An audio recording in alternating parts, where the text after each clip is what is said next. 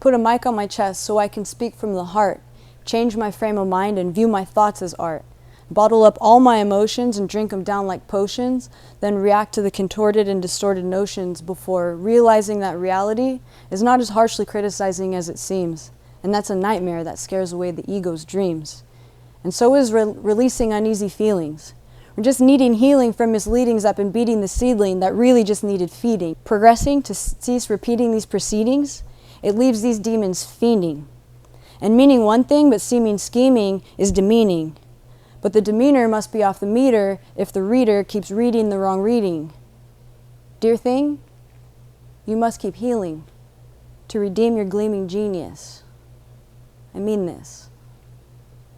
Hi everyone, I'm Angela Lee Pucci and this is Fight Story. Today I'm here with Tiffany.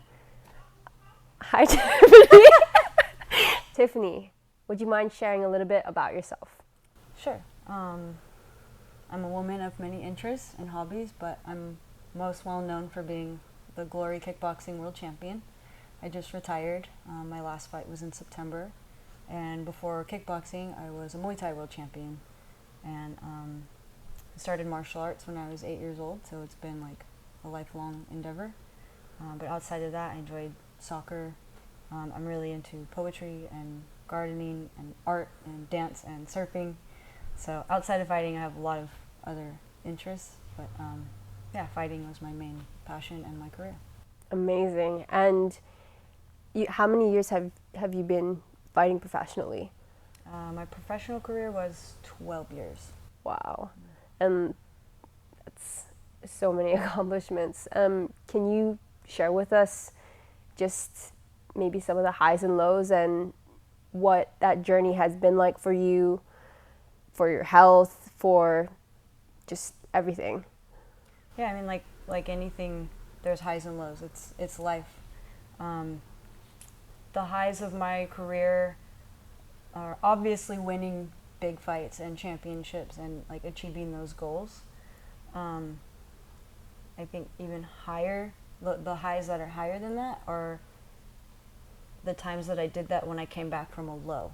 Because there's also some very low lows coming from losing fights and life outside of fights happening, like deaths in the family, relationship issues, like just everyday stresses that everybody goes through. Just because you're a champion or a professional athlete or an entertainer of some sort, you're not all of a sudden just immune to difficulty. Definitely. Yeah. You know, in our sport, in combat sports, how important do you think mental health is? You know, everybody talks about physical health and, you know, we need to be at our physical peak when we fight, but mentally and emotionally as well, how important do you think that is for our sport? I think it's just as important as the physical, because you can be completely and totally physically prepared and be in the best shape of your life, but if you're not in tune with your mental, with your emotional, it doesn't matter. So it's super important to also be just as fit mentally as you are physically. I couldn't agree more. If you wouldn't mind, if I could ask, you know, what has your mental health journey been like, inside of fighting, but also outside and just in life in general? Sure. It's been a bit of a roller coaster, peaks and valleys, highs and lows, and the goal is to always get it. You don't always have to be up here, but you don't always want to be down here. But if you can stay somewhere in the middle to where you're navigating and flowing, and sometimes you're a little lower, sometimes you're a little higher, but you want to stay more consistent, I think that's important, and that's healthy, I guess, right? Because too much or not enough of something is usually leads to something bad.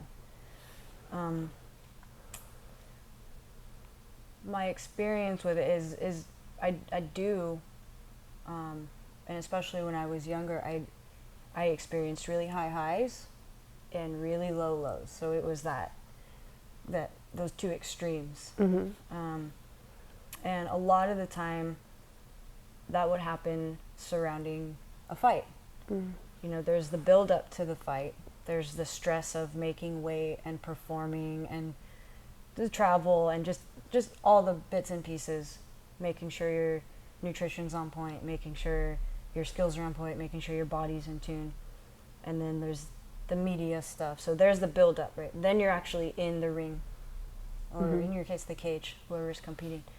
And that releases all the chemicals, the adrenaline and the cortisol and just like, so chemically and physiologically you're up here, but then the fight is over.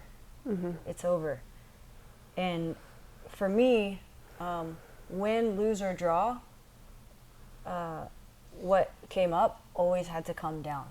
And so after the fight, even if I won, I would hit a low, a very low. Like I would just get depressed. I wouldn't want to talk to anybody or see anybody. I was just mentally exhausted, physically exhausted as well, but mentally, emotionally exhausted and chemically depleted. Because like all fighters, or most fighters, as soon as the fight's over, I'm drinking beer, I'm eating pizza and burgers and sweets and like, so all the things that like are the worst thing to eat when you need to be strong and healthy mentally. And it took years of this like peaks and valleys. And after a handful of fights, I recognized the pattern, so I would always prepare myself for the low, but I never really did anything to prevent it. I just kind of braced myself for it and weathered the storm, and then would come out of it and the cycle would continue. It wasn't until maybe the last few years of my career that I finally learned how to manage the lows and manage my mental health a lot better. And a lot of that had to do with removing certain coping mechanisms and distractions, and going to knowing where those monsters under the bed are and looking at them instead of just avoiding them or stepping around them, so to speak. I'm really grateful that you're able to take us on that journey and what it's actually like as a professional fighter and what we really go through, because I feel like nobody sees that side of, unless you're actually going through the experience yourself. Nobody can really begin to understand what that experience is like and just how complex it is. Earlier we were talking about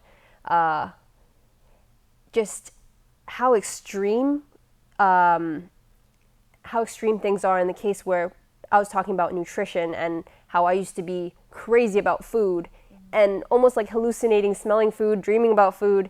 And the mind is so powerful that, there's this buildup, and then afterwards, that crash, it's really hard to navigate or even brace. Like you said, you're bracing yourself for it. Which tools did you kind of develop in those later years that helped you to deal with that crash? So it was like all the things that I mentioned that were coping mechanisms, right? Removing the literal poisonous and metaphorically poisonous elements from my life, which was no drugs, no alcohol, food, like eating junk food and binging on foods. That's also a coping mechanism, right? Like you can have addictions and coping mechanisms outside of substance abuse. Training and fighting is a coping mechanism for a lot of things. So removing, we'll just say, the poison and toxicity, and replacing it with pure nutrients, like the most nutrient-dense food possible, breath work, cold therapy, and prayer. Wow. Yeah. Like, I wish that I had known about these things too, because I feel the same way with you after my fights. Just understanding how you talk about this feeling that you can't really describe.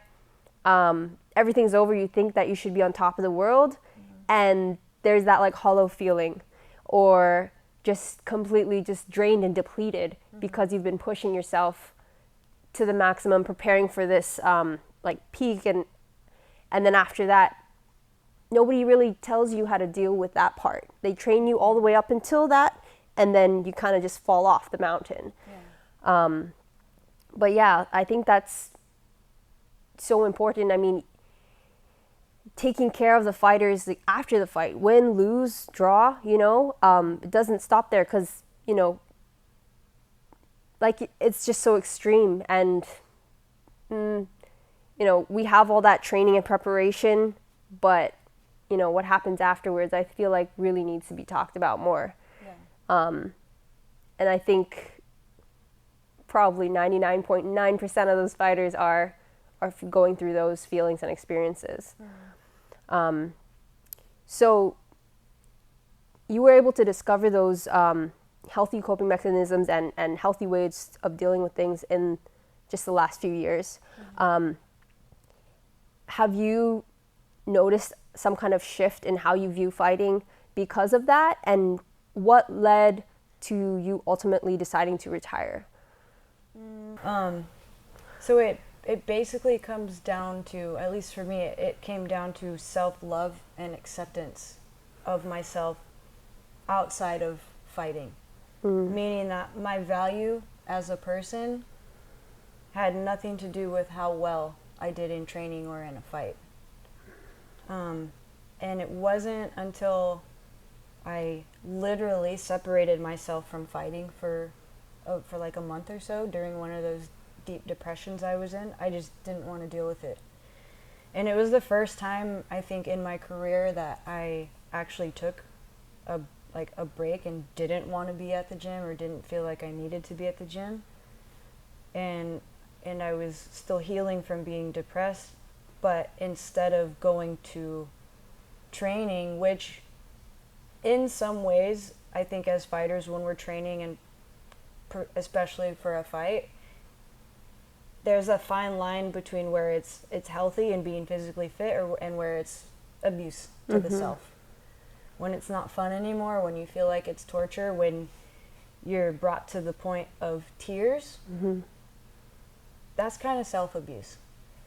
And I realized that, like, because I was kind of just stepping away from fighting for a minute, I had time to pursue those other hobbies that I mentioned, like art and dance and poetry, and I realized that I'm just as good as a person, and like just as valuable and still myself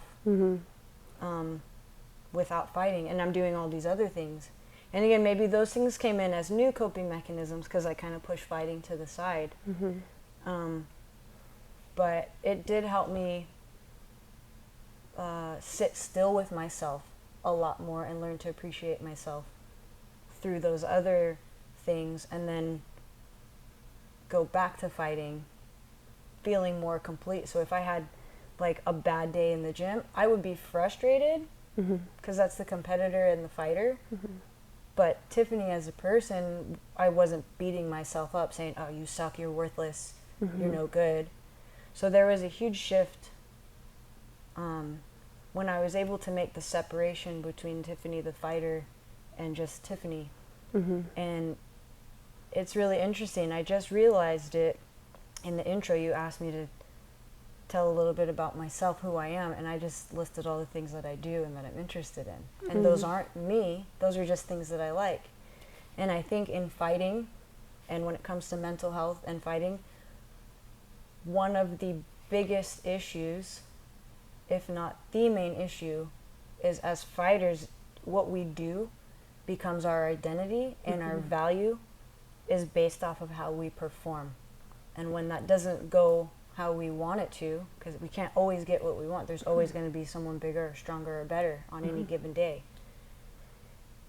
It just means they were better at this combat thing, but doesn't mean they're a better person, or it makes me a worse person, or makes me less valuable. And so even still, habitually, with the work that I've done and recognizing and making that separation between the fighter and the person, I still led with, oh, this is what I do, but it's not who I am. Who I am is somebody who's very sensitive, who's very caring, who's very detail-oriented, who's very neurotic, who can be a little anxious and or can be very shy. I'm also very moody. But ultimately, I'm love.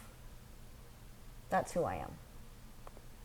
I love everything that you just said. And, you know, for you to be able to go back and share all of these moments, you know, I think it's so crucial what you talked about, especially for fighters, you know, their identity, their self-worth, it becomes intertwined. And being able to have that separation, I mean, it's hard because to become the very best in the world at something, you need that push, you need that discipline, that motivation, and it's a good thing to have to get you to where you want to be, but then it's like a double-edged sword. Yeah. Because at the same time, then you oftentimes sacrificing yourself, your health, for this goal, you know, and it's hard because once you capture that world title, once everyone's trying to climb that mountain, get to the top.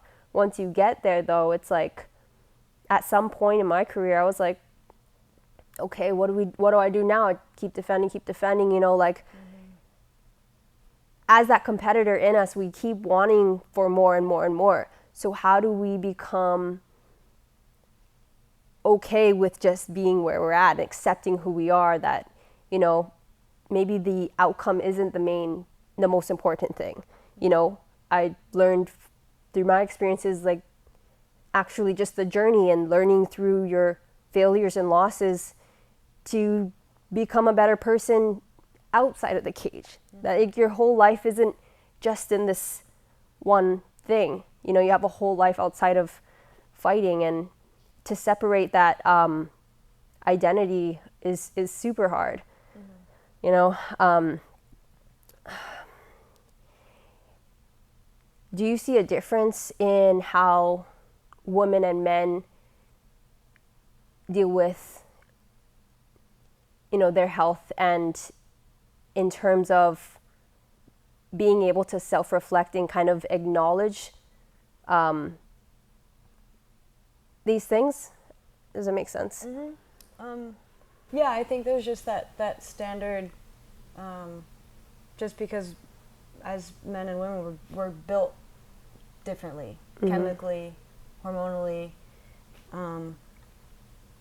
and so there's obviously the women, we're going to be a bit more emotional and more expressive, where a man's probably just kind of push it down and work through it, like in physicality in some way, like you know, hit the bag to get your anger out, or whatever this feeling is that I can't put a name to. It just doesn't feel good. I'm just gonna try to punch it out or kick it out, versus trying to like really pinpoint what the feeling is and where it's coming from, and then attacking that, versus just trying to like push it down, or I'll focus on it later. Yeah, and I think women, as more emotional and intuitive beings, we tend to think about it a bit more and want to or need to express it a bit more. But in a male-dominated industry or sport, where the consequences could be severe if you make a mistake, or you're not focused, or you let up a little bit, there's not a whole lot of room for that emotional expression, unfortunately. But it does still need to be dealt with. And so it's just finding that balance where it's like, okay, you're allowed to cry in training, but only for 2 minutes. And then I need you, like, you know, find that little, that balance. But even sometimes then, it's like, you can't cry in training, not even for 2 minutes. It just, it's that weird, you know, because you're in a man's world, you gotta be like a man. I think that's why, I mean, for me, it was really hard because I'm very expressive. I couldn't hold it back. I'd be in a room full of guys, the one breaking down and crying. But I like needed that outlet. I needed to get those emotions out to kind of like shake myself back and like get back on track, you know? And yeah, it'd be a horrible feeling because I know they were all looking at me like, oh, geez, you know, like just crying, yeah. But I mean, we're just, you know, different. And it's just a release. It's not necessarily like a bad thing. It's just like, let me just let off this steam. Let me, like the same way a guy would want to punch a bag to work through it. Like maybe we just need to cry it out for a second. And I think everyone has or should have these different outlets or methods of, you know, getting this emotion or feelings out. I mean, you know, through talking, through journaling, through physical, you know, I mean, I think the more outlets that we have, the more tools that we have, the better we can take care of ourselves, right? Absolutely, because it's like what might work for one person might not work for another person. Or like you said, if you have multiple things that you can do that you know are helpful, I mean, the more the better, right? The more options the better. So yeah, I think it's super important to have interests and things that you do purely for your own joy, not for because it brings you some kind of ego boost, not because it, you know, pays your bills, not because whatever. Like, I think if you find something that you just love to do no matter what, rain or shine, like happy, sad, like when you can find that, because that doesn't, you don't kind of identify with it based on how well it, I don't know if it's a painting, how well it turns out, or if it's a, I don't know. Yeah, I think then there's no, and you know what that feels like, then it's easier to kind of like bring that over to fighting, or that thing that is really important and does matter, and be able to identify like, no, this is who I am, this is just a thing that I do. It doesn't make me a better or worse person. I totally hear you, and I understand. I wanted to ask you this. Do you think that it's possible for someone, you know, athlete, fighter, to become the best in the world at something without sacrificing, you know, compromising their health in some way? Like, I would like to be really optimistic and positive, and say that it is, but I don't think it's possible, because it just depends on maybe what that thing is. But in our world, in fighting, it's not possible, because in order for you to achieve your dreams and claim that title of being the best in the world, you have to lose your humanity for 15 or 25 minutes at a time by purposely hurting another human being that also has a mother and a father. And, you know, to achieve your dreams, you have to smash somebody else's. So you're sacrificing your humanity in that moment to be the best. And then, like, you're sacrificing empathy, you're sacrificing, you know. And obviously, like, you'll say, oh, well, they're going to do the same to me. The fact that we both signed up to do this to each other means there's something wrong. I know what you mean. And, you know, that's why combat sports is just one of the toughest things in the world. It's not a game that we're going out to play. It's a completely different mindset that we have to have. And, you know, I would also like to be optimistic and say that, yes, you know, it could be possible if you have the right guidance, but it's also really tough because we know what it took to drive us to get to that point. And I'm thinking, okay, well, if I didn't go through all that I had to go through, and I didn't suffer, and I didn't hurt myself in these ways, like, would I still have become champion? Like, I don't know.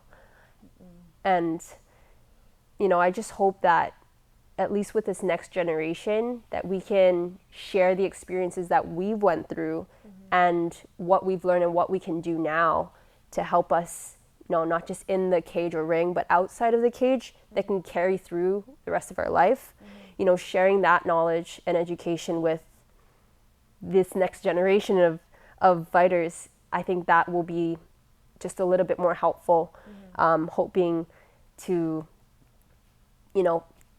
just make a change, because things have been done the same way for so many years. Mental health has not been talked about in the fight world. Well, I mean, the fact that fighters are fighters, we're all a bit mental anyway, so mental health, like, I don't know, like, you're probably similar. Sometimes even training, which was like the coping mechanism, became the thing that made my mental health worse. So I think it's tricky with fighters, because we're all a bit, like, mentally not.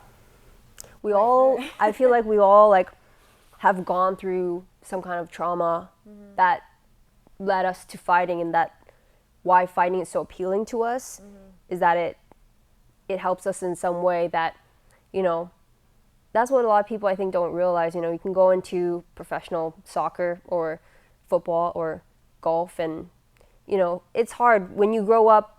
Even when you grow up as a kid doing it, there are things that develop along the way that just, I don't know, they shape you and affect you. And as a fighter, even more, because like you said, we're all a little bit mental. And you kind of have to be doing what we do and not really caring if you get hit or if you hit somebody.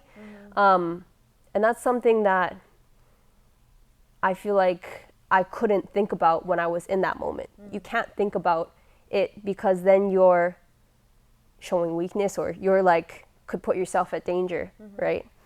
But now, outside looking in, stepping away from the sport and such, it's hard, because when I talk about it, man, fighting did so much for me.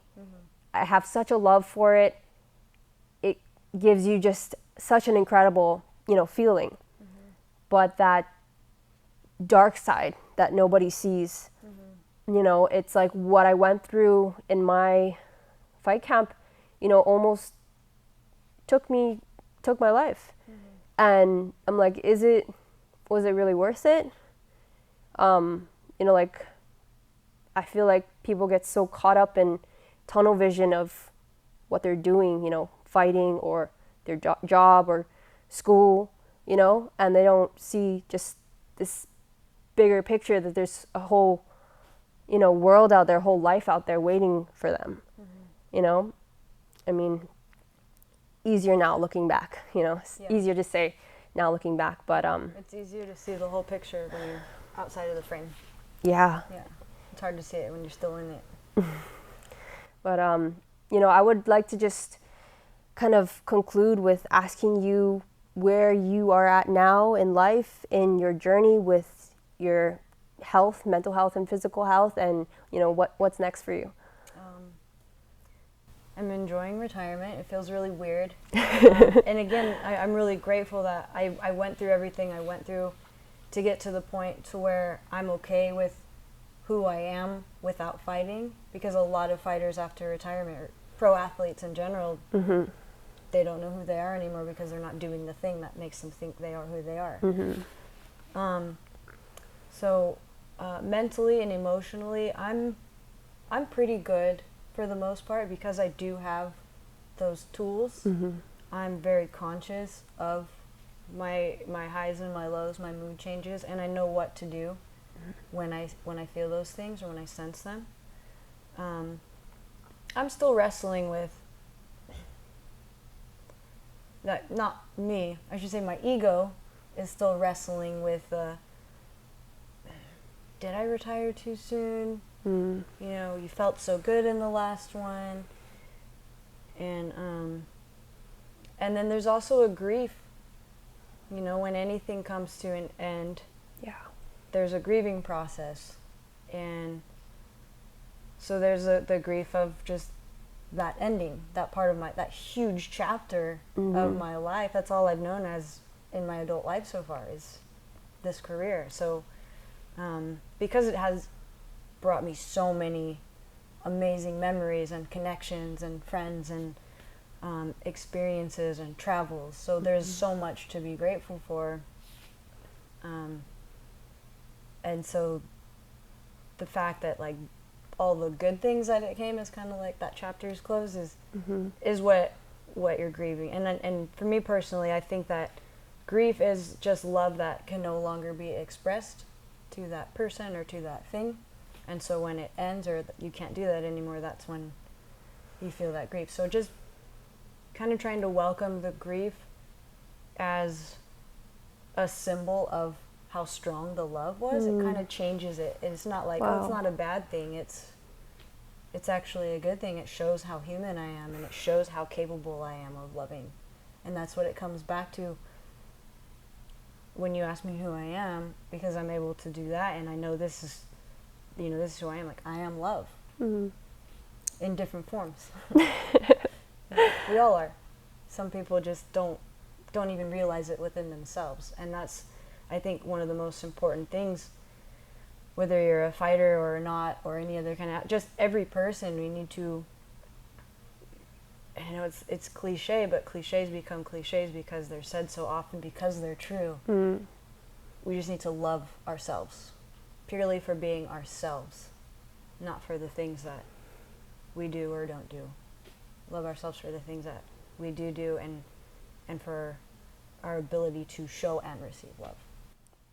Thank you so much for just sharing with us and for sharing about your journey and everything. So I really think that what you said and these words like need to be heard. I really resonate with what you just said. Thank you so much for joining us. Yeah, my pleasure. Yeah. Thanks for having me.